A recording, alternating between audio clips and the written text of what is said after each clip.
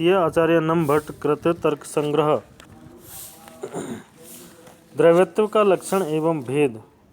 आद्य छंदनाश असमवायी कारणतम द्रव्यत्वम पृथ्वी अपतेजो वृत्ति तद्विधम सांसिद्धिकम नैमित्तिकम च सांसिद्धिकम जले नैमित्तिकम पृथ्वी तेजसो पृथिव्यां धृता दावाग्नि संयोगजन्यम द्रव्यत्वम तेजसी स्वर्णादौ। आद्य चंदन अर्थात प्रथम रिसाव क्रिया का असमवायी कारण द्रव्यत्व होता है। यह द्रव्यत्व पृथ्वी जल और तेज में रहता है। वह दो प्रकार का होता है, सांसिद्धिकम स्वभाव सिद्ध और नैमित्तिकम किसी अन्य के प्रभाव से उत्पन्न। सांसिद्धिक द्रव्यत्व जल में होता है जो अपने आप बहता है और नैमित्तिक द्रव्यत्व पृथ्वी और तेज में विद्यमान रहता है। पृथ्वी में घृत घी आदि वस्तुओं तथा तेजस में स्वर्ण सोना आदि में प्राप्त द्रव्यत्व अग्नि संयोग से उत्पन्न होता है। द्रव्यत्व वह गुण है जिसके कारण जल आदि प्रभावित होते हैं। आचार्य अन्नम भट्ट ने द्रव्यत्व का लक्षण किया है। आद्य चंदनादि असमवायी कारणत्वे सती गुणत्वम द्रव्यत्वम। प्रथम चंदन रिसाव का असमवायी कारण द्रव्यत्व होता है। यह भूमि जल और तेज में रहता है। घट आदि के दंडादि कारण अतिव्याप्ति का निवारण करने के लिए असमवायी कारण पद का प्रयोग किया गया है। दंड आदि द्रव्य होने से समवायी कारण है। रसादि में लक्षण की अतिव्याप्ति हटाने के लिए स्पंदन पद का प्रयोग लक्षण में किया गया है। रस स्यंदन में असमवायी कारण नहीं होता। द्रव्यत्व दो प्रकार का होता है, सांसिद्धिक और नैमित्तिक।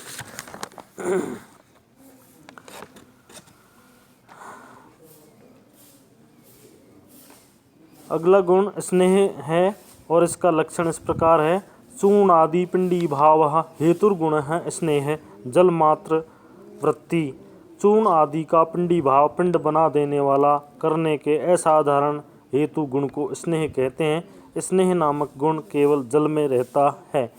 स्नेह वह गुण है जो पार्थिव कणों को आपस में मिलाकर पिंड का रूप प्रदान करता है। आचार्य अन्नम भट्ट ने स्नेह लक्षण में हेतु तथा गुण पद का प्रयोग विशिष्ट कार्य अर्थ में किया है। चूर्ण आदि पिंडी भाव हेतुर्गुण है स्नेह अर्थात चूर्ण पिष्ट मिट्टी आदि के पिंडी भाव के निमित्त कारण को स्नेह कहा जाता है। चूर्ण आदि के पिंडी भाव का कारण काल भी होता है। अतः लक्षण के में अतिव्याप्ति दोष का निवारण करने के लिए गुण पद का प्रयोग किया है।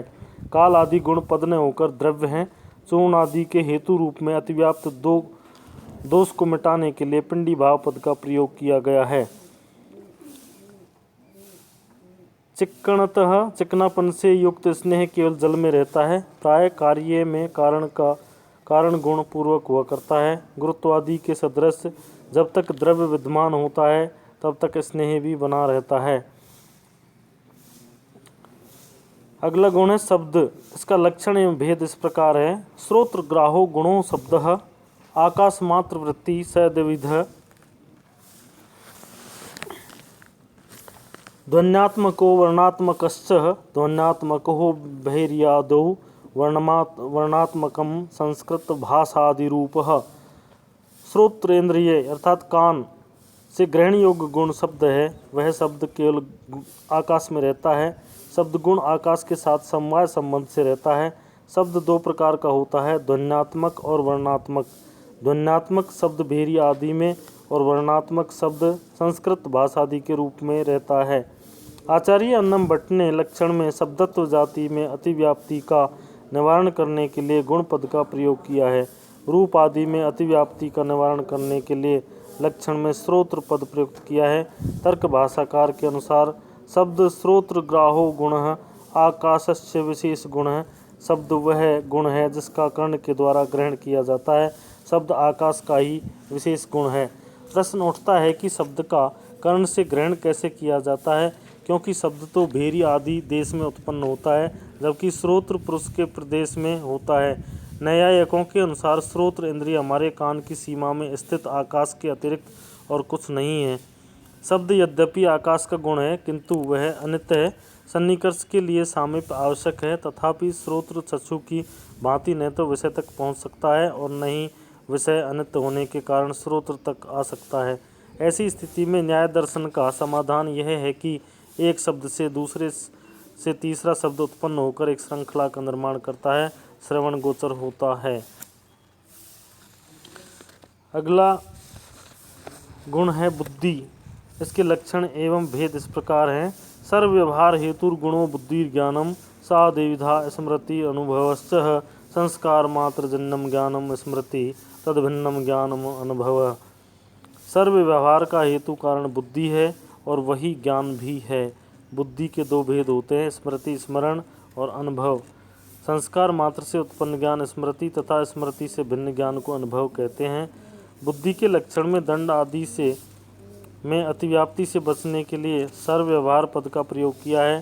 सांख्य दर्शन में बुद्धि का लक्षण अध्यवसायत्म का अंतःकरण वृत्ति किया गया है। वेदांत में बुद्धि को निश्चयात्मी कांतःकरण वृत्ति कहा गया है, किंतु न्याय वैशेषिक दर्शन बुद्धि को ज्ञान मानते हैं तथा इसे आत्मा का गुण स्वीकारते हैं। ज्ञानाधिकरणमात्मा ज्ञान दो प्रकार का होता है, स्मृति और अनुभव। स्मृति संस्कार से उत्पन्न ज्ञान को कहते हैं। संस्कार वह भावना विशेष है जो अनुभव से उत्पन्न होता है और स्मृति का कारण है। स्मृति के लक्षण में कहीं कहीं संस्कार जन्यम ज्ञानम स्मृति पाठ भी मिलता है, किंतु यह लक्षण प्रत्यभिज्ञा में अतिव्याप्त हो जाता है। प्रत्यभिज्ञा शैव दर्शन का पारिभाषिक शब्द है तथा इसका सामान्य अर्थ है पहचान। उदाहरण के लिए, पहले कभी देखे गए देवदत्त को देखकर सो अयम देवदत्त है की प्रतीति होना प्रत्यभिज्ञा है। इस वाक्य में स पद स्मृति का तथा अयम पद अनुभव का वाचक है। अतः यदि संस्कार जन्य ज्ञान को ही स्मृति मानेंगे तो संस्कार जन्य प्रत्यभिज्ञा में भी यह लक्षण घटित हो जाएगा। लक्षण में मात्र पद का प्रयोग करने से यह दोष नहीं रहता। संस्कार मात्र जन्य ज्ञान स्मृति है। कहने का अर्थ है कि संस्कार से जन्य होने पर भी जो इंद्रिय तथा पदार्थ के संसर्ग से अलग होता है वह ज्ञान स्मृति है। प्रत्यभिज्ञा यद्यपि संस्कार जन्य है तथापि इसमें इंद्रिय और पदार्थ का सन्निकर्ष भी शामिल है, अतः स्मृति का लक्षण इसमें अतिव्याप्त नहीं होता। स्मृति से भिन्न सभी ज्ञान अनुभव है। वे समस्त ज्ञान जो केवल प्राचीन ज्ञान मात्र से जन्य नहीं है अथवा जो नवीन है वे सभी अनुभव में समाहित हैं, ऐसा न्याय वैशेषिक का मत है। अनुभव गुण के भेद इस प्रकार हैं। स द्विविध यथार्थो अयथार्थश्च तद्दति तत्प्रकार को अनुभवो यथार्थ है। यथा रजते इदम रजतम इति ज्ञानम स एव है प्रमेत्य उच्यते तद्भावति तत्प्रकार को अनुभवो यथार्थ है। यथा सुक्तौ इदम रजतम इति ज्ञानम। अनुभव दो प्रकार का होता है, यथार्थ और अयथार्थ। जो पदार्थ जैसा है उस पदार्थ का उसी रूप में अनुभव यथार्थ अर्थात सत्य है। यथार्थ अनुभव से उत्पन्न ज्ञान को प्रमा कहते हैं। जो पदार्थ जैसा नहीं है उसमें वैसा ज्ञान होना अयथार्थ अनुभव है। अयथार्थ से उत्पन्न ज्ञान को अप्रमा कहते हैं। जैसे सीपी में यह चांदी है ऐसा ज्ञान होना अयथार्थ है, तथा जैसे सीपी में यह चांदी है ऐसा ज्ञान होना यथार्थ है। अनुभव इस प्रकार दो प्रकार के माने गए, यथार्थ अर्थात सत्य और अयथार्थ अर्थात असत्य। यथार्थ अनुभव को प्रमा कहते हैं और अयथार्थ को अप्रमा कहते हैं। तद्दति तत्प्रकार को अनुभव है प्रमा, अर्थात जो पदार्थ जिस रूप में है उसे उसी रूप में जानना प्रमा है, तथा अवास्तविक रूप को उसके ज्ञान का होना अप्रमा है। जैसे सीपी में यह चांदी है ऐसी अनुभव की प्रतीति होती है, इस प्रकार का ज्ञान अप्रमा है। सांकर वेदांत में सीपी में चांदी की अथवा रज्जु में सर्प की प्रतीति को अप्रमा न कहकर अध्यास कहा है। वर्तमान मनोविज्ञान की भाषा में यह भ्रांति प्रतीति एक प्रकार का बहिरारूप है। जहाँ भी ऐसी भ्रांति प्रतीति होती है वहाँ अयथार्थ ज्ञान रूपी अप्रमा अथवा अध्यास की प्रतीति होती है। धन्यवाद।